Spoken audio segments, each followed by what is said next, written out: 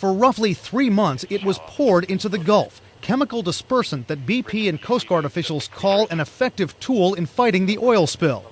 Congressman Ed Markey calls it carpet bombing of the Gulf and says BP abused its permission to use the dispersant. BP, for all intents and purposes, sprayed just about every single day. And on some days, they did so in quantities which were far in excess of anything that reports that they were giving to the Coast Guard indicated that they were using. But Markey also says the Coast Guard was rubber stamping BP's actions, often letting the company use what he calls excessive amounts of dispersant. From the end of May, if BP wanted to use the chemicals, it had to ask the Coast Guard for a waiver which Markey says was granted almost indiscriminately, averaging more than one a day. And according to a letter from Markey to Incident Commander Thad Allen, on many of these days, BP still used more than double its new 6,000-gallon limit.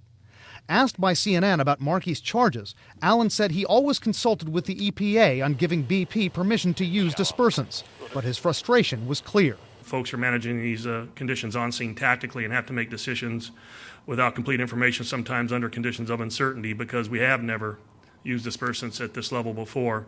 That was done, and to the extent that there's an issue about it, I'm the National Incident Commander and I'm accountable. Next question. BP says it worked closely with Allen's command and the EPA.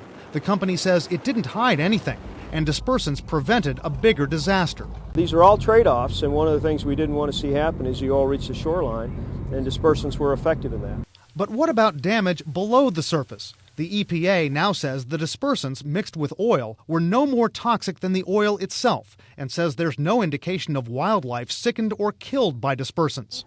But Jackie Savitz of the environmental group Oceana, who's set to testify before Congress about dispersants, says that doesn't give the full picture.